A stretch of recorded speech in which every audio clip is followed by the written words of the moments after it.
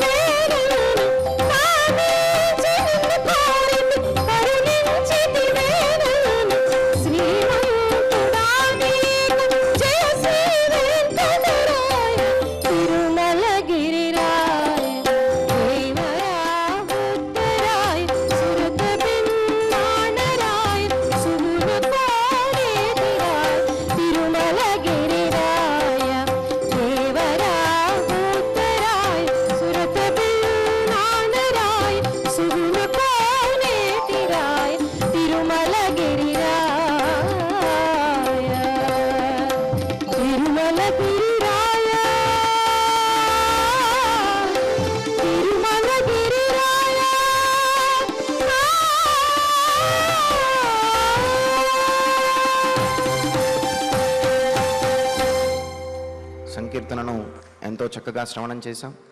ఇక ఇప్పుడు శ్రీ గురు ధ్యానపూర్వకంగా సంకల్పవాక్యాలను అందరము కలిసి పలుకుతూ ఈ కార్యక్రమాన్ని ప్రారంభం చేసుకుందాం. శ్రీ గురు ధ్యానం. గురుర్బ్రహ్మా గురుర్విష్ణు గురుర్దేవో మహేశ్వరః గురుః సాక్షాత్ పరం బ్రహ్మ తస్మై శ్రీ గురవే నమః. శ్రీనివాస ధ్యానం. శ్రీ వెంకటాద్రినిలయః కమలాకాముక పుమాన్ అభంగుర విభూతిర్నః తరంగయతు మంగళం. అథ సంకల్పః. శ్రీమదాదివరాహ క్షేత్రే విరాజమానస్య శ్రీ పద్మావతీ జానేః అఖిలాండకోటి బ్రహ్మాండ నాయకస్య శ్రీరామచంద్ర రూపాంతరస్య భగవతః శ్రీ వెంకటేశ్వర స్వామినః సన్నిధౌ హనుమత్ సీతా లక్ష్మణ భరత శత్రుఘ్న పరివార సమేత శ్రీరామచంద్ర పరబ్రహ్మణః పరిపూర్ణానుగ్రహేణ అస్మిన్ భువనే సమస్తాధివ్యాధీనాం నివారణార్థం భారతవర్షే విద్యా విత్త వాణిజ్య కృషి వైద్య వైజ్ఞానిక దేశరక్షణాదిరంగేషు విద్యమానానాం ఆస్తిక మహాజనానాం సర్వేషాం సకుటుంబానాం ఆయురారోగ్యైశ్వర్య సద్బుద్ధీత్యాది సర్వశుభఫల ప్రాప్త్యర్థం ధర్మాచరణ ద్వారా శ్రీరామరాజ్యస్య పునర్వ్యవస్థాపనార్థం ఉద్యోగార్థినాం సముచితోద్యోగ ప్రాప్త్యర్థం దంపతీనాం అనుకూల దాంపత్య సిద్ధ్యర్థం సంతానస్య పితృవాక్య పరిపాలనానుకూల బుద్ధి ప్రచోదనార్థం సకల కార్య సిద్ధ్యర్థం గో సంరక్షణార్థం చ శ్రీమద్వాల్మీకి రామాయణే అయోధ్యాకాండే యథాశక్తి శ్లోక వ్యాఖ్యాన పురస్సరం 28 సర్గ శ్లోక పారాయణం తథా శ్రీ ధన్వంతరి మంత్ర పారాయణం చ అన్యోన్య సహాయేన ఆచార్య ముఖేన కరిష్యామహే. శ్రీ వాల్మీకి ప్రార్థనా. కూజంతం రామ రామేతి మధురం మధురాక్షరం ఆరుహ్య కవితాశాఖాం వందే వాల్మీకి కోకిలం. శ్రీ ఆంజనేయ ప్రార్థనా.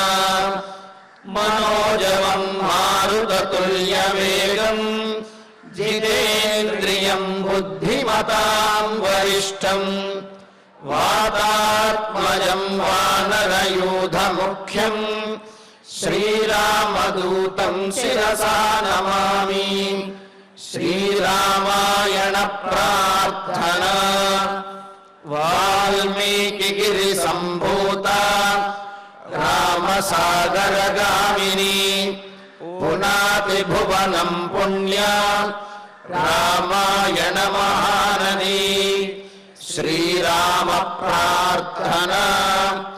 అయోధ్యాఖ్యే हेतु गुर्वर्धे त्यक्त्वा राज्यं गिरौ वसन् पादुके भरतायादात् स रामः शरणं मम।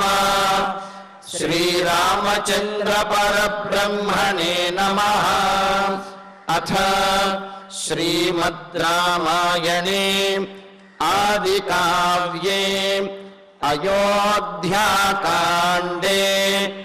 28 सर्गः। శ్రీమన్నారాయణ చరణౌ శరణం ప్రపద్యే. శ్రీమతే నారాయణాయ నమః. శ్రీరామాయ నమః. పతంగా వృశ్చికా కీటాః దంశాశ్చ మశకైః సహ బాధంతే నిత్యమబలే సర్వం దుఃఖతరం వనం. రామచంద్రమూర్తి తాను చెబుతున్నటువంటి విషయాన్ని ముగించబోతూ, మరి సీతాదేవి వేటినైతే అడవిలో విహారంగా భావించిందో, వేటిని చూడటమైతే ఆనందంగా భావించిందో, వేటితో గడపటము అయితే అది సంతోషకరంగా అనుకున్నదో అవన్నీ కూడా అపాయకరములైనటువంటివే అని అన్నది. ఎందుకు అంటే మనం కూడా గుర్తుపెట్టుకోవలసినది, నిర్జన ప్రదేశములో లభించేటటువంటి సౌకర్యములు కూడా, నిర్జన ప్రదేశములలో వచ్చేటటువంటి కనిపించేటటువంటి సౌందర్యములు కూడా అవి అపాయకరములే అని చెప్పి అన్నారు. ఎందుకు అంటే అక్కడ ఈ దుష్టశక్తుల యొక్క ప్రభావము, అదేవిధంగా ఇతర సరీసృపముల యొక్క ప్రభావం, అంటే పాములు మొదలైనటువంటి వాటి యొక్క ప్రభావం అనేది ఎక్కువగా ఉంటుంది కనుక నిర్జన ప్రదేశంలో ఏదో సాధించాలి, లేకపోతే నిర్జన ప్రదేశంలో బాగా ఆనందించాలి అని అనుకోవటం అది అపాయానికి హేతు అవుతుంది. మరి సీతాదేవి నదులలో స్నానం ఉంటే నదులలో పాములు మొదలైనటువంటివన్నీ కూడా ఉంటాయి, లాగి లోపలికి తీసుకువెళ్ళిపోతాయంటే ఈ విధంగా వివరించాడు కదా.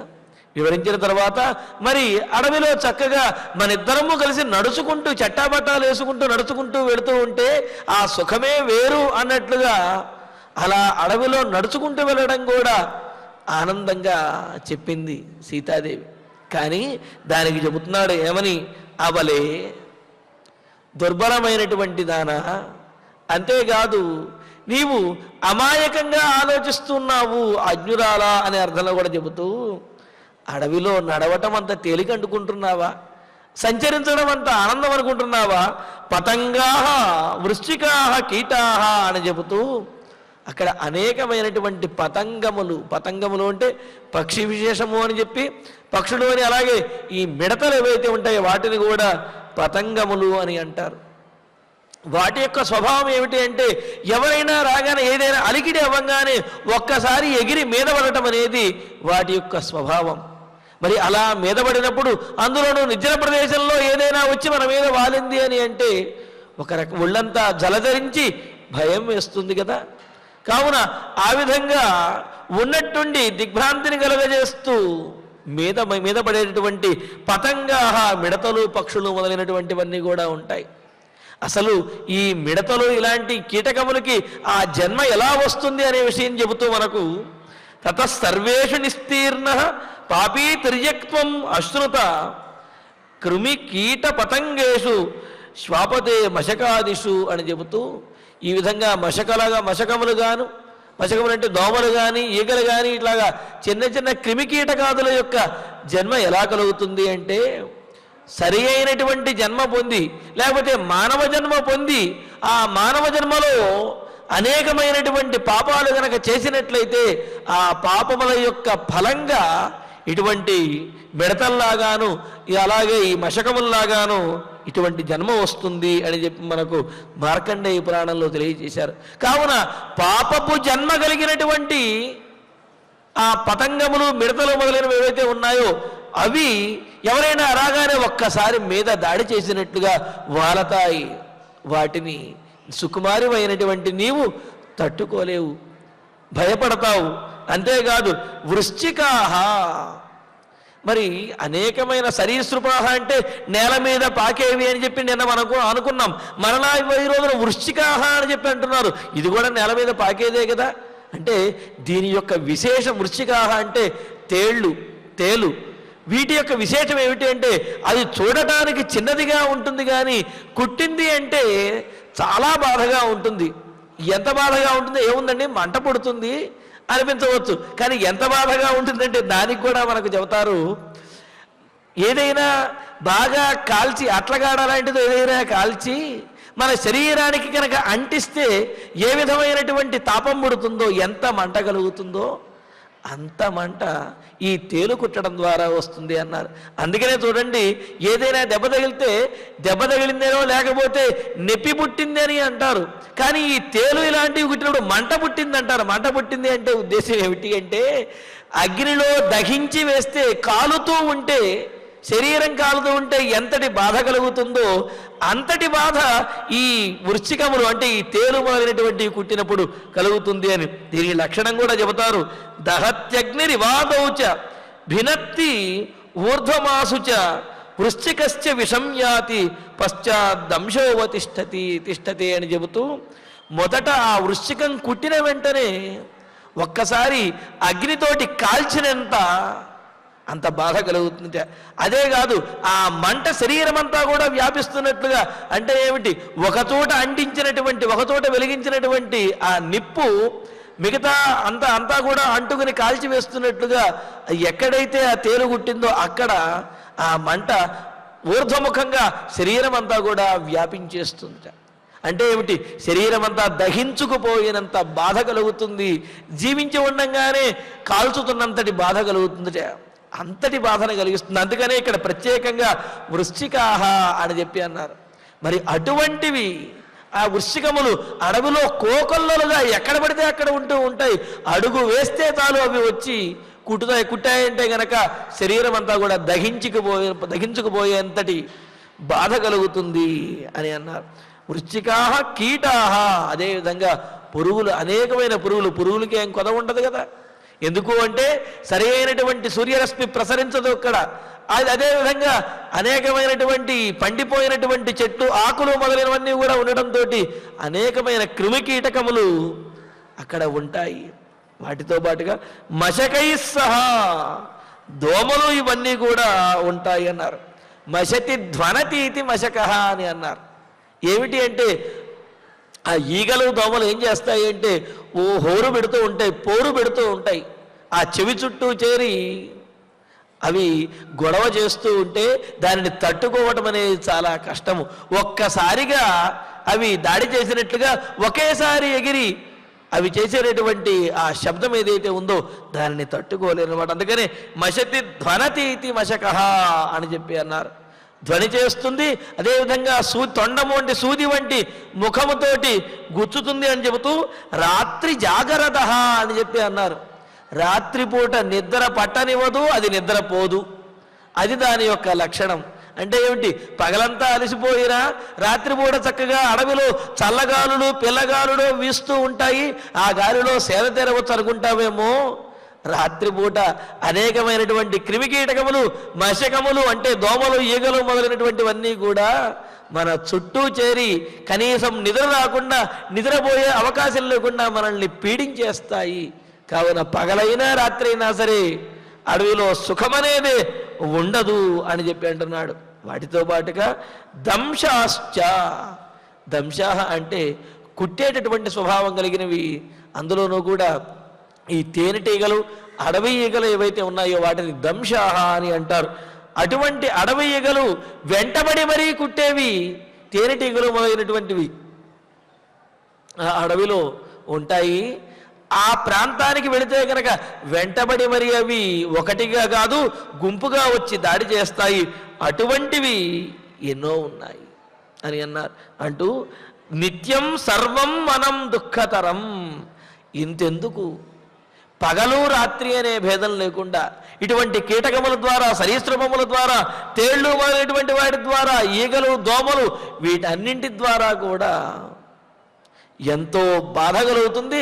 అసలు బాధే కలుగుతుంది తప్ప అక్కడ సుఖమనేదే అడవిలో ఉండదు. సీత, నాకంటే తప్పక తండ్రి గారి యొక్క ఆజ్ఞను పాటించాలి కావున నేను పెడుతున్నాను, కానీ నువ్వెందుకు ఆ బాధపడటం, నీ ఆచరించే ధర్మం ఏదో నువ్వు ఇక్కడే ఆచరించు అని చెబుతూ ద్రుమా కంటకినశ్చైవ కుశకాశాశ్చ భామిని వనే వ్యాకుల శాఖాగ్రా తేన దుఃఖతరం వనం.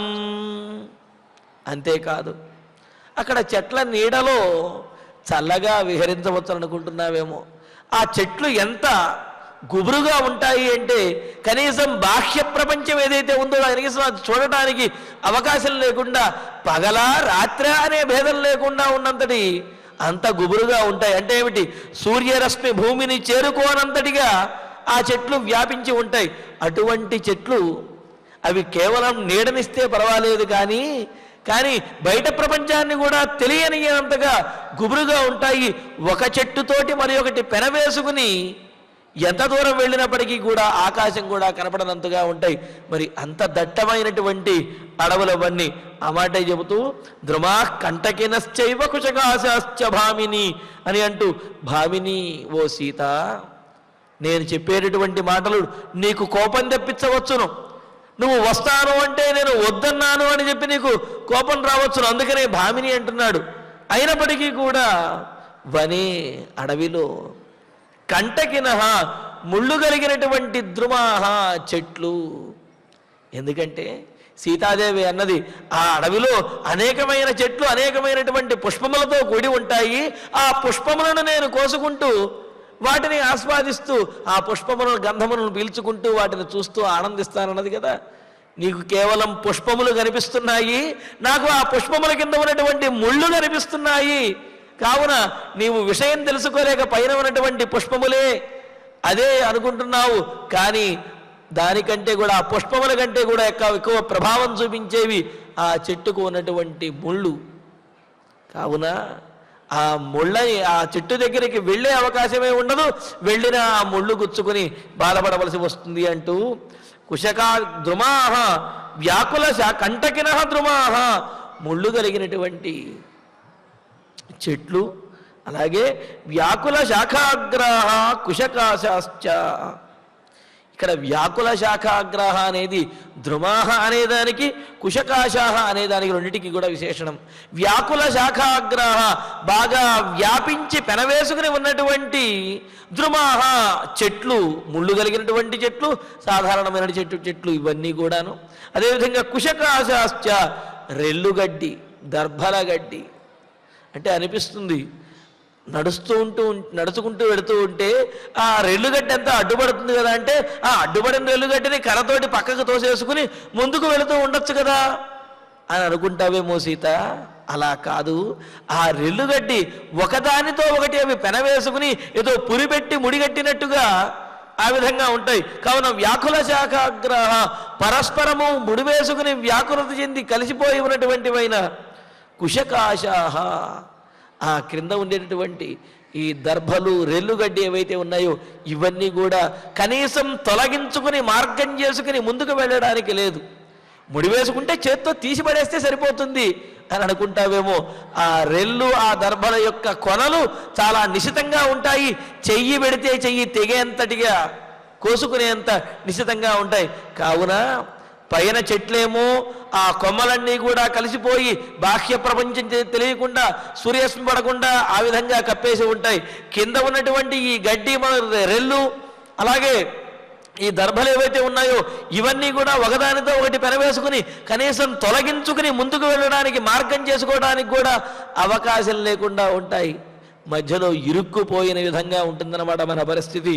కావున తేన వనం దుఃఖతరం, అందువల్ల వనము అంటే దుఃఖతరం, అది దుఃఖాన్ని కలగజేసేదే. కాబట్టి అక్కడేదో సుఖం ఉంటుంది విహరించవచ్చును అనుకుంటున్నావేమో, అది పొరపాటే అంటూ కాయక్లేశాశ్చ బహవః భయాని వివిధాని చ అరణ్యవాసే వసతః దుఃఖమేవ తతో వనం. ఇలాగా శారీరకమైనటువంటి కష్టములు ఎన్నో ఉంటాయి. మానసికంగా మనస్సుని దిటవు చేసుకుని ఉండాలి. ఆ కనిపించేటటువంటి ఆపదలు వాటిని కూడా ఎదుర్కోగలిగినటువంటి మానసికమైనటువంటి స్థితి ఉండాలి. అబలమైనటువంటి దుర్బలురాలమైనటువంటి సుకుమారమైనటువంటి ఇటువంటి కష్టములేమీ ఎరుగనటువంటి నీకు అది చాలా ఇబ్బందికరం. అంతేకాదు శారీరకమైనటువంటి కష్టములు నడుస్తూ ఉంటే అవి ఆ అడవిలో రాళ్ళు మొదలైనటువంటి వాటి ద్వారా, రెల్లు మొదలైనటువంటి ముళ్ళ చెట్ల ద్వారాను, దర్భలు మొదలైనటువంటి కొనదైనటువంటి ఆకుల ద్వారా కూడా శరీరం అంతా కూడా రక్తసిక్తమయ్యే పరిస్థితి వస్తుందన్నమాట. కావున ఆ విధంగా శారీరక కష్టాలు అనేకమైనవి మనం అనుభవించవలసి వస్తుంది.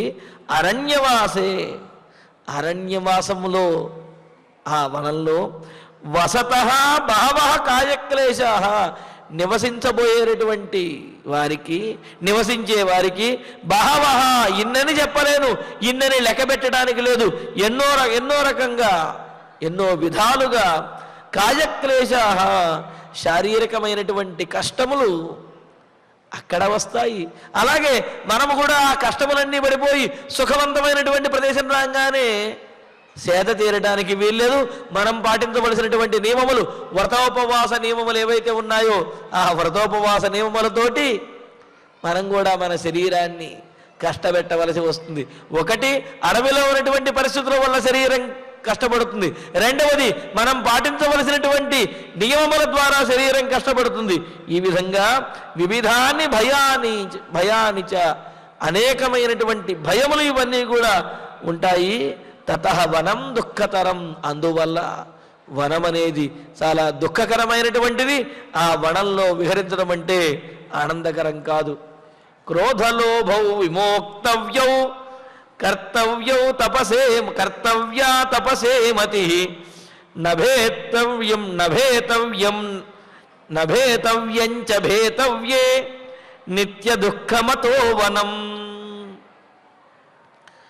అంతఃపురంలో గనక ఉన్నట్లయితే ఆనందం వస్తే ఆనందిస్తాము, దుఃఖం వస్తే బాధపడతాము, దెబ్బ తగిలితే ఎవరితో ఉన్న పరిచారకుల చేత ఔషధాన్ని రాయించుకుంటాము. మనల్ని ఓదార్చేవాళ్ళు, మనకు సర్ది చెప్పేవాళ్ళు, లేకపోతే మనకు అండగా ఉండేవాళ్ళు ఉంటారు. కానీ అడవిలో అటువంటి వాళ్ళు ఎవరు ఉండరు. అందుకనే అరణ్యరోదనం అంటారు. అరణ్యరోదనము అంటే అడవిలో కూర్చుని ఎంత ఏడిచినా ఎంత బాధపడ్డా పట్టించుకునే వాళ్ళే ఉండరు. కావున వాళ్ళ శరీరం అడిచిపోవటం, వాళ్ళు దీనమైనటువంటి స్థితిని పొందడం తప్ప సహాయం చేసే వాళ్ళు ఎవరో కూడా ఉండరన్నమాట. ఆ మాట చెబుతూ క్రోధలోభౌ విమోక్తవ్యౌ కర్తవ్యా తపసే మతి, నభేతవ్యం చ భేతవ్యే నిత్యం దుఃఖమతో వనం, నిత్య దుఃఖమతో వనం అని అన్నారు. క్రోధలోభౌ విమోక్తవ్యౌ, కోపాన్ని లోభాన్ని కూడా విడిచిపెట్టాలి అని అన్నారు. ఏమిటి కోపము లోపము అంతఃపురంలో ఉంటే మాత్రం వస్తాయా అంటే, అసలు క్రోధము అంటే ఏమిటో చెబుతున్నారు.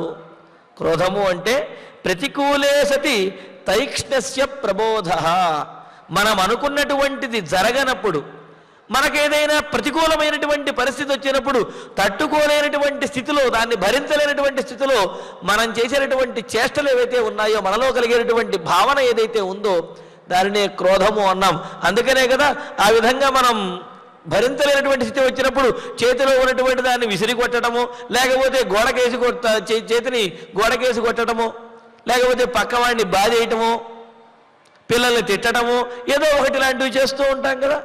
కావున ఇక్కడ ఏమంటున్నాడు, క్రోధలోభ విమోక్తవ్యం అంటే తట్టుకోలేనటువంటి స్థితి, శరీరంలో కలిగిన భావాలు ఏవైతే ఉన్నాయో వాటిని కూడా కనీసం ప్రదర్శించేటటువంటి అవకాశం అక్కడ అనేది ఉండదు. కనీసం భావములను పూర్తిగా పూర్తిగా అనుభవించేటటువంటి అవకాశం కూడా ఉండదు. ఎందుకంటే ఒకసారి కాదు కదా, అనేకమైన కష్టములు ఒకదాని తర్వాత ఒకటి వస్తూ ఉంటే ఆ కష్టములే అలవాటుపడతాయి తప్ప ఆ కష్టం వల్ల వచ్చే భావం కానీ, లేకపోతే దానివల్ల వచ్చే బాధను కానీ పూర్తిగా అనుభవించే స్థితి కూడా ఉండదన్నమాట. అందుకని ప్రతికూలమైనటువంటి పరిస్థితిలో కూడా, ఖచ్చితంగా క్రోధం వచ్చేటటువంటి పరిస్థితిలో కూడా క్రోధం తెచ్చుకోలేనటువంటి, క్రోధం కలగినటువంటి పరిస్థితి వస్తుంది. కావున ఆ క్రోధాన్ని పూర్తిగా విడిచిపెట్టాలంటే ఏమిటి, ఎటువంటి ప్రతికూల పరిస్థితి, ఎంత కష్టం వచ్చినప్పటికీ కూడా నోరు మూసుకుని ఆ కష్టాన్ని అనుభవించడమే తప్ప నాకు ఆ కష్టం కలిగింది, ఈ కష్టం కలిగింది, నేను భరించలేకపోతున్నాను, ఇలా మాట్లాడేటువంటి అవకాశమే అక్కడ ఉండదు. లోభం విమోక్తవ్యం, లోభాన్ని కూడా విడిచిపెట్టాలన్నారు. అసలు లోభం అనే విషయం ఎందుకు చెప్పారు ఇక్కడ అంటే, లోభము అనే దానికి అర్థం చెబుతూ పరవిత్తాదికం దృష్ట్వా నేతుం యో హృది జాయతే అభిలాషో ద్విజశ్రేష్ఠ సలోభ పరికీర్తిత అని పద్మపురాణంలో చెప్పినట్లుగా ఇతరుల యొక్క ఐశ్వర్యాన్ని కానీ లేకపోతే సంపదలను వీటిని చూచి వాళ్ళ యొక్క గొప్పతనం కానీ ఐశ్వర్యం కానీ సంపదలను వీటిని చూచి అలాంటిది నాకు కూడా ఉంటే బాగుండు అనే భావన ఏదైతే ఉందో అభిలాష, దానిని లోభము అన్నారు. ఈ లోభం కాస్త ఎక్కువైనట్లయితే అది ఇంకా ప్రమాదకరం అన్నమాట. అడవిలో అటువంటి అవకాశం కూడా లేదు. అంటే ఏమిటి? ఏదైనా ఒక వస్తువు కనిపించినట్లయితే ఆ వస్తువు ఇది నాకు కావాలి అనుకోవడానికి లేదు, ఎందుకంటే ఆ వస్తువు వల్ల ప్రమాదం అనేది కలుగుతుంది అని. దీని ద్వారా భవిష్యత్తును కూడా సూచించేటటువంటి మాట అనేది ఉన్నది. సీత, నీవు కనుక అడవికి వచ్చినట్లయితే నాకు అది కావాలి, నాకు అది నచ్చింది, ఇది నచ్చింది అని అడిగితే అది ప్రమాదకరము అని చెప్పి తెలియజేస్తున్నాడు. మరి అటువంటి లోభము కలగటం వల్లే కదా సీతాదేవి ఆ జింకను చూచి, మాయలేడిని చూచి అది నాకు కావాలి అని చెప్పి అనుకున్నది, తద్వారానే ఆపదను పొందింది. మరి ఆ విషయాన్ని సూచిస్తున్నట్లుగా సరస్వతీదేవి విధంగా పలికిస్తున్నదన్నమాట రాముడి చేత. ఏమని? క్రోధలోభవు విమోక్తవ్యవు, క్రోధాన్ని లోభాన్ని కూడా విడిచిపెట్టాలి, కోపం కూడా పనికిరాదు అని చెప్పి. అదేవిధంగా సీతాదేవి రాముడు ఆ మాయలేడిని తీసుకురావడానికి వెళ్ళినప్పుడు మారీచుని ద్వారా హా సీత హా లక్ష్మణ అని ఆ విధంగా ఆ శబ్దములను విని సీతాదేవి లక్ష్మణస్వామిని వెళ్ళమని అంటుంది. అమ్మా, మా అన్నగారికి ఎటువంటి ఆపద లేదు, నేను వెళ్ళనవసరం లేదు, నీకు రక్షణగా ఇక్కడే ఉంటాను అంటే లక్ష్మణుని మీద కోపాన్ని చూపిస్తుంది. ఆ సందర్భంలో ఆ మాటను సుందరకాండలో కూడా ఒకనొక సందర్భంలో అంటుంది, నేను ఈ విధంగా ఆ కోపాన్ని చూపించబట్టే ఇటువంటి స్థితి నాకు కలిగింది అని చెప్పి. కావున అడవిలో కోపాన్ని కానీ లోభాన్ని కానీ చూపించరాదు. అంటే ఏమిటి? శరీరం ఎంత కష్టపడుతున్నప్పటికీ కూడా బాధపడకూడదు. బాధ ఎందుకు బాధ కలుగుతూ ఉంటుంది, కానీ ఆ బాధను వ్యక్తపరచడం లేకపోతే ఆ బాధ ద్వారా వచ్చేటటువంటి కోపాన్ని చూపించడం ఇవన్నీ కుదిరేటువంటి వ్యవహారములు కాదు. అలా అదేవిధంగా అడవిలో ఎన్నో కనిపించినప్పటికీ కూడా వాటిని అడగటానికి అవకాశం లేదు. నువ్వేదో అడవిలో కనిపిస్తే స్వామి నాకు ఆ పండు కావాలి కోసి పెట్టండి, పువ్వు కావాలి కోసి పెట్టండి అంటే అవన్నీ నేను ఎగురుకుంటూ వెళ్ళి తీసుకొస్తే వాటితో ఆస్వాదిద్దామనుకుంటున్నావేమో. అడవిలో అటువంటి లోభమేది కూడా పనికిరాదు, అది అపాయకరము అని చెప్పి అన్నాడు. అందుకనే ఆ అభిలాషలు ఏవైతే ఉన్నాయో, కోరికలు ఏవైతే ఉన్నాయో ఆ కోరికలన్నీ కూడా చంపుకుని వాటినన్నింటినీ అడంచుకొని అడవిలో విహరించవలసి వస్తుంది. కాబట్టి క్రోధలోభం విమోక్తవ్యవు అని చెప్పి తపసే మతి కర్తవ్య. మరి అన్నీ విడిచిపెడితే ఏం చేయాలి అంటే తపస్సు చేయడానికి, ధ్యానం చేయడానికి ఏమిటి? కష్టంతో ఉన్నా, శరీరం అంతా కష్టపడుతున్నా, మానసికంగా చికాగ్గా ఉన్నా, ఎన్నో కోరికలు ఉన్నా వాటినన్నింటినీ కూడా విడిచిపెట్టి లెక్క చెయ్యకుండా తపస్సు చేయటానికే నీవు ప్రయత్నించాలి. ఆ ధ్యానము నియమములు వ్రతోపవాస నియమాలతోటి ఉండాలి. అవన్నీ నువ్వు చేయగలుగుతావా అని అంటున్నారు. అందుకని కుమార సమూహంలో ఉంటారు. మేనాదేవి అంటుంది, తపఃక్వవత్సే క్వచతావకం వపు పదం సహేత భ్రమరస్య పేలవం శిరీష పుష్పం నపునః పతత్రిణ అని అంటూ ఇక్కడ మేనాదేవి చెబుతుంది పార్వతీదేవితోటి, తల్లి నువ్వేదో వెళ్ళి అడవికి వెళ్ళి తపస్సు చేద్దాం అనుకుంటున్నావు, ఆ తపస్సు మహామహా యోగులు చేయగలిగినటువంటిది. అన్నీ వదిలిపెట్టి సర్వసంగ పరిత్యాగులైనటువంటి యోగులు చేయటమే చాలా కష్టమైనది, వాళ్ళే చేయగలుగుతారు. కానీ అటువంటిది రాజకుమారితో అయినటువంటి నీవు తపస్సు చేయలేవు అంటే, నేను ఇంట్లో రోజు పూజ చేస్తున్నా కదా, ప్రతిరోజు నియమంతో ఉంటున్నా కదా అంటే, గృహంలో ఉండి పూజ చేయటం వేరు, అడవికి వెళ్ళి తపస్సు చేయటం వేరు. ఎలాగా అంటే పదం సహేత భ్రమరస్య పేలవం, సున్నితమైనటువంటి పుష్పం మీద ఏ తుమ్మెదో ఏ సీతాకోకచిలకో ఇవి వాలితే కనుక ఆ పుష్పం తట్టుకోగలుగుతుంది కానీ భరించగలుగుతుంది. కానీ ఒక గద్ద వచ్చి పువ్వు మీద వాలిందనుకోండి, ఆ పువ్వు తట్టుకోగలుగుతుందా, భరించగలుగుతుందా? చిన్నమైపోతుంది కదా. అదేవిధంగా నీవు అంతఃపురంలో ఉండి అర్చనలు పూజలు చేయటం నీ వల్ల అవుతుంది, కానీ అడవిలోకి వెళ్ళి తపస్సుని భరించడం నీ వల్ల కుదరదమ్మా, నీ వల్ల చేయటం చాలా కష్టము అని చెప్పి అంటుంది.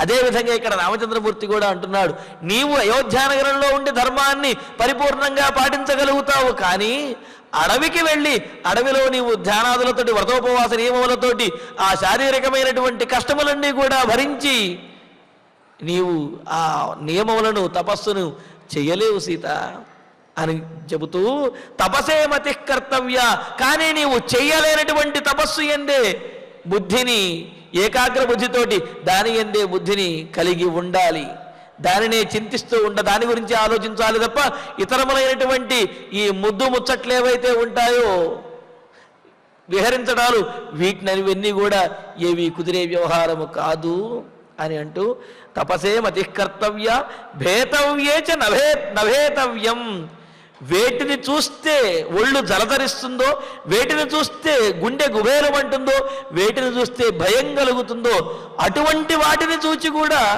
భయపడకుండా ఉండాలి. ఇది కుదిరేటువంటి వ్యవహారమేనా?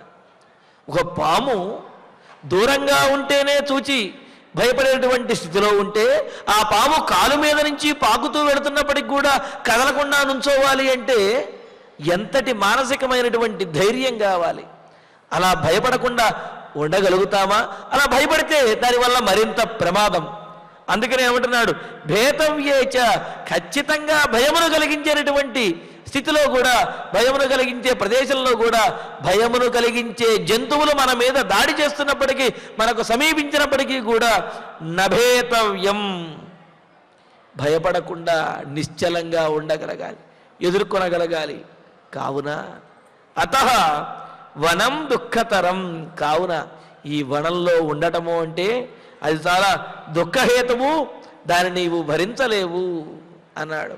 అంతే కదా, ఇంతకుముందు మనం చెప్పుకున్నట్లుగా పుష్పం మీద తుమ్మెద వారితే భరించగలుగుతుంది కానీ గద్ద వారితే భరించలేదు కదా. అలాగే ఈమె అంతఃపురంలో ఉండి అన్ని నియమాలు పాటించగలుగుతుంది కానీ, ధర్మములు పాటించగలుగుతావు కానీ అడవిలోకి వచ్చి ఇవన్నీ చెయ్యలేవు సీత అని అంటూ, తదలంతే వనం గత్వా క్షమం నహి వనం తవ విమృశన్నిహ పశ్యామి బహుదోషతరం వనం. కావున సీత ఇంకా ముగిస్తున్నాడు తాను చెప్పదలుచుకున్న విషయాన్ని. కావున సీత, తదలం, నీ ఆలోచన ఏదైతే ఉన్నదో, నీ ఉత్సాహం ఏదైతే ఉందో, నీ మొండితనం ఏదైతే ఉన్నదో, తదలం, ఇంకా తగ్గించుకో, ఇంకా నువ్వు విరమించుకో.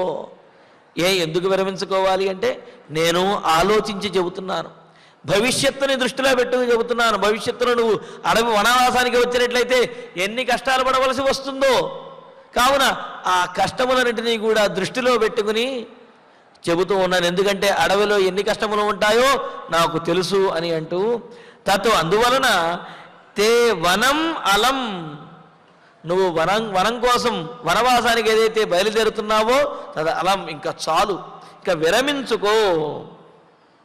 అంటే నువ్వు అడవికి రావద్దు అని. తవ వనం నక్షమం, ఎందుకు అంటే నీకు వనం అనేది భరించదగినటువంటిది కాదు, నీవు వనంలో సమర్థవంతంగా నీవు ఉండలేవు. ఎందుకు అంటే నీవు రాజకుమారివి, సుకుమారివి, నీవు అక్కడ ఉండలేవు. ఇహ విమృశన్ వనం బహుదోషం పశ్యామి, నేను ఇక్కడ ఉండే ఎంతో ఆలోచిస్తూ నిన్ను విడిచి నేను కూడా ఉండలేను, నన్ను విడిచి నీవు కూడా అయోధ్యానగరంలో ఉండలేవు. ఈ విషయాలన్నీ కూడా నాకు తెలుసు. ఎందుకు అంటే నిన్ను విడిచి నేను ఉండలేను. అది ఆ విషయంలో చెప్పింది కదా సీతాదేవి, ఏమని, మరణమే శరణము అని చెప్పి కూడా అన్నది కదా. కావున నన్ను విడిచిపెట్టడం దాదాపు ప్రాణములు విడిచినంత కష్టంగా ఉండవచ్చును, కానీ అడవికి వచ్చావంటే ఇంతకంటే ఎక్కువ కష్టపడవలసి వస్తుంది. అదేవిధంగా నిన్ను విడిచి వెళ్ళడం నాకు కష్టమే, అయినప్పటికీ కూడా నాకు కష్టం కదా అని చెప్పి నా కష్టాన్ని నీకు కూడా ఆపాదించి నిన్ను కష్టపెట్టడం నాకు ఇష్టం లేదు. కావున నేను కష్టపడి అయినా, నేను మానసికంగా బాధపడుతూ అయినా సరే నిన్ను విడిచి వెళ్ళడానికి నేను సిద్ధము. అదేవిధంగా నీవు కూడా నన్ను విడిచి ఉండడం కష్టమైనప్పటికీ కూడా నా మాట విని ఇక్కడే అయోధ్యానగరంలోనే ఉండి ధర్మాన్ని పాటించు. వనంతే నక్షమం, వనానికి నీవు రావటం చాలా కష్టకరము, నువ్వు వనాన్ని భరించలేవు. విమృశన్ వనం బహుదోషం పశ్యామి, ఇదంతా నేను అనాలోచితంగా మాట్లాడుతున్నటువంటి మాటలు కాదు, పూర్తిగా ఆలోచించి చెబుతున్నటువంటి మాటలు. కావున నా మాటలు ఆలకించి నీవు ఈ అయోధ్యానగరంలోనే ఉండు సీత అని అంటూ వనంతు నేతుం న కృతామతిస్తదా బభూవ రామేణ యదా మహాత్మన నతస్య సీతా వచనం చకార తతో బ్రవీత్ రామమిదం సుదుఃఖిత. ఈ విధంగా రామచంద్రమూర్తి తన అభిప్రాయాన్ని నిశ్చయంగా ఇలా చెబుతూ నీవు ఇక్కడే ఉండు, నేను అన్నీ ఆలోచించి మాట్లాడుతున్నాను అని చెప్పి అనేటప్పటికీ సీతాదేవికి చాలా దుఃఖం కలిగింది. ఎందుకు అంటే తన మాట రామచంద్రమూర్తి నెరవేర్చుతాడో లేదో అని చెప్పి ఇప్పటికీ నమ్మకం కుదరటం లేదు. దాదాపు రామచంద్రమూర్తి నెరవేర్చడు అనే ఆలోచనే కలుగుతున్నది, కానీ ఆ ఆలోచన తట్టుకోలేకపోతున్నది, భరించలేకపోతున్నది. కావున రాముడు నిరాకరించడంతో, అంటే వనవాసానికి రావడానికి సీతాదేవిని రాముడు నిరాకరించడంతో మహాత్మనా రామేణ యదా వనం నేతుం మతి నకృత. మహాత్ముడైనటువంటి రాముడి చేత, పైగా రాముడు మహాత్ముడని ఇక్కడ చెప్పడంలో ఉద్దేశం ఏమిటి అంటే గొప్పదైనటువంటి ఆత్మ బుద్ధి కలిగినటువంటి వాడు, గొప్పదైనటువంటి ఆలోచన కలిగిన వాడు, గొప్పదైనటువంటి ధర్మం కలిగినటువంటి వాడు, ఇవన్నీ తెలిసినటువంటి వాడు. కావున మహాత్ముడైనటువంటి రామచంద్రమూర్తి, అందులోనూ మహాత్మ శబ్దానికి గొప్పదైనటువంటి నిశ్చయం కలిగినటువంటి వాడు అనే అర్థం కూడా చెబుతారంటే పట్టిన బట్టు విడువనటువంటి వాడు అని చెప్పి. అయితే రాముడి కంటే కూడా సీతాదేవి మరింత మహాత్మురాలు. అందుకనే రాముడు మహాత్ముడు అయితే ఆయనను మించి ఆయన్ను కూడా ఒప్పించేటటువంటి స్థితికి తీసుకువస్తుందన్నమాట.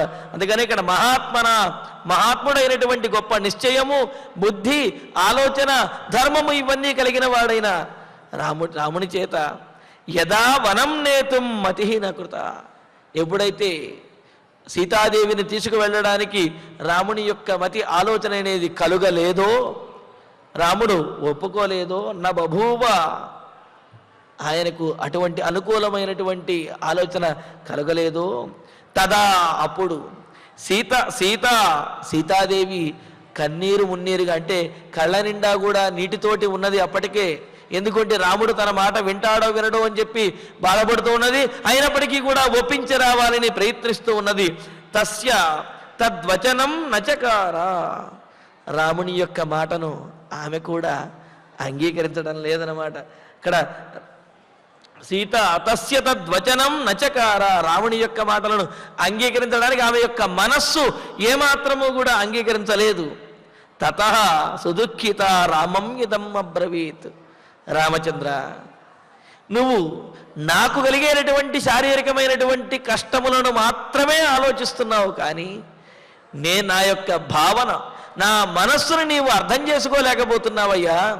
నా మీద ఉన్నటువంటి ప్రేమతోటి నీవు నాకే విరోధంగా, నాకే అపాయకరంగా నువ్వు మాట్లాడుతున్నావు అని అన్నట్లుగా, నాకే ద్రోహం చేస్తున్నావు అన్నట్లుగా సీతాదేవి రాముడు చెప్పినటువంటి మాటను ససేమిరా ఏమాత్రము కూడా వీరులేదు అంటూ తస్య తద్వచనం నచకార.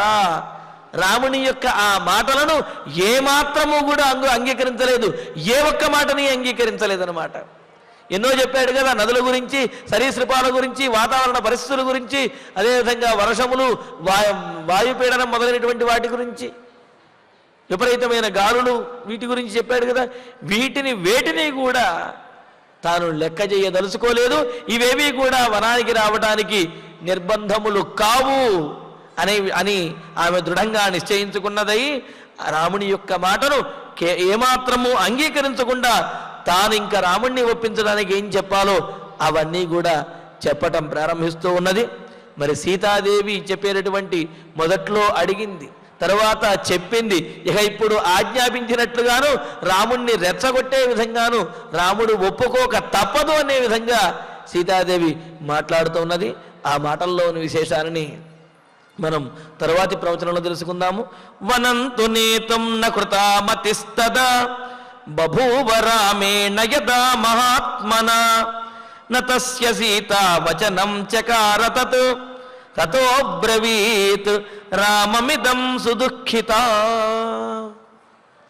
ఈ విధంగా 28వ సర్గ పూర్తయినది.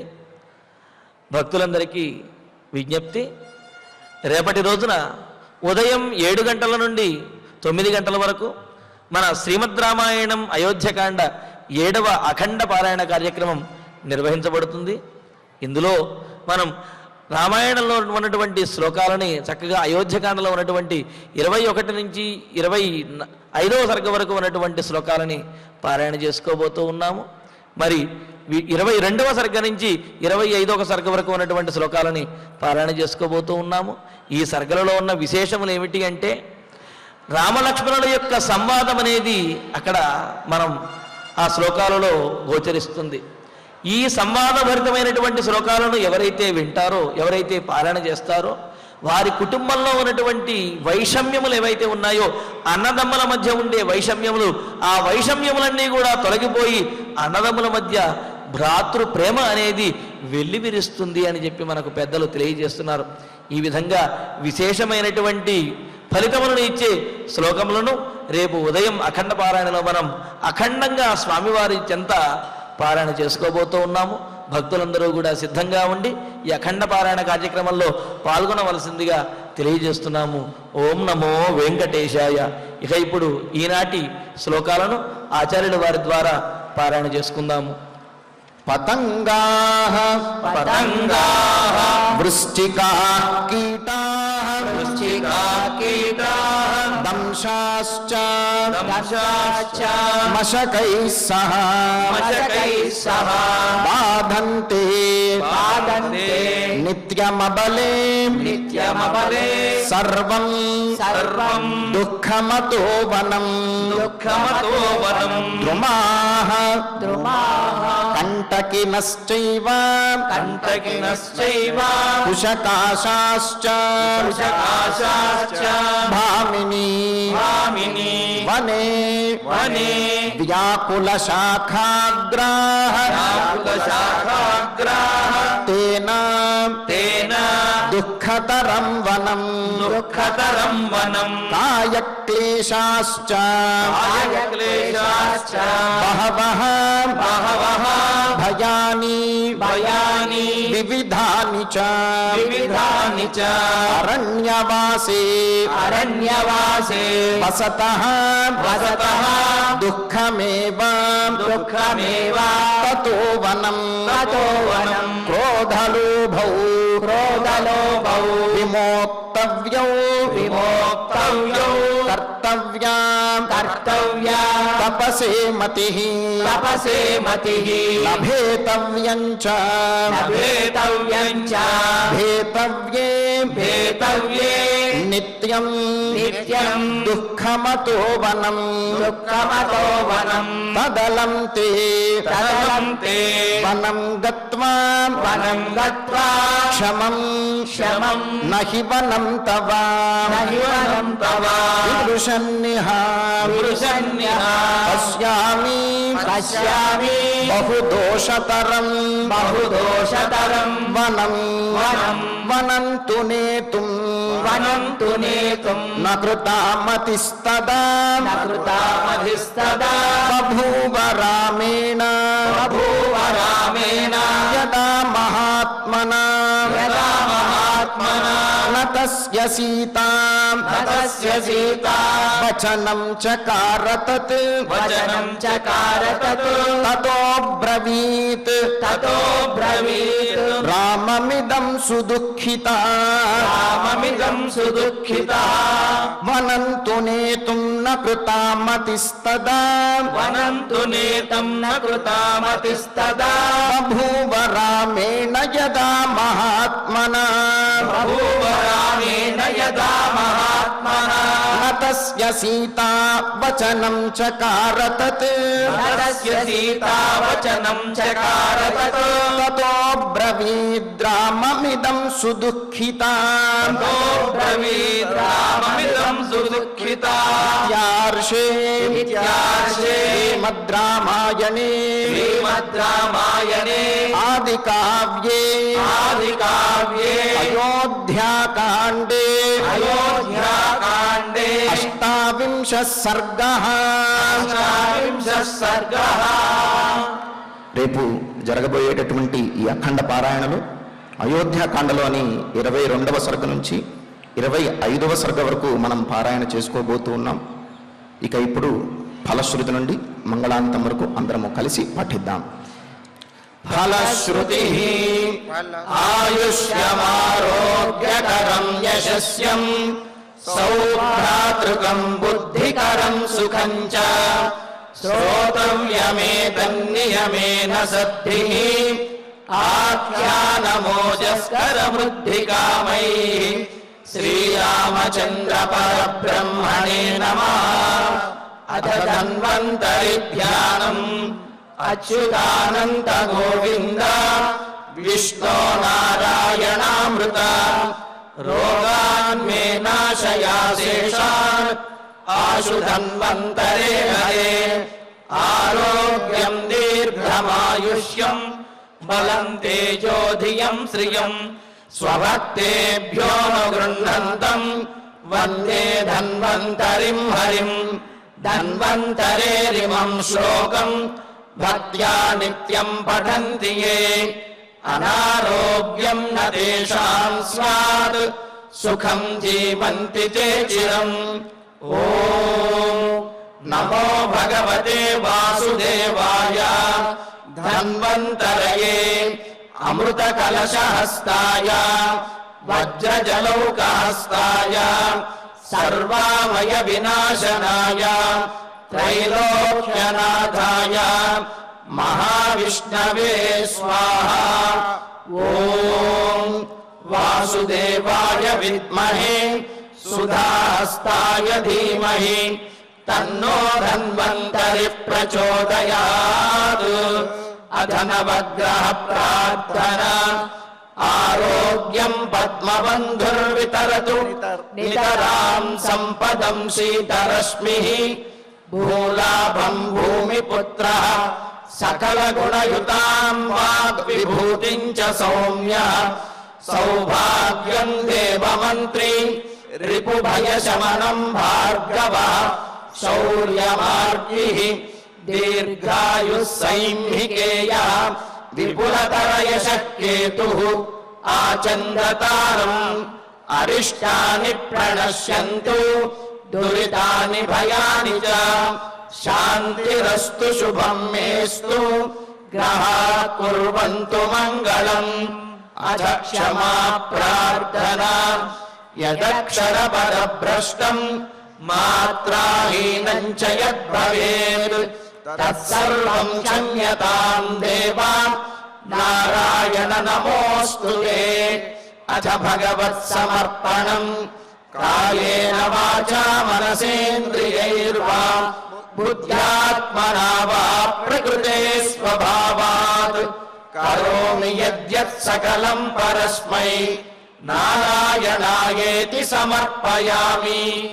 అథ మంగళం శ్రియః కాంతాయ కళ్యాణ నిధయే నిధయేర్ధినాం శ్రీవేంకట నివాసాయ శ్రీనివాసాయ మంగళం.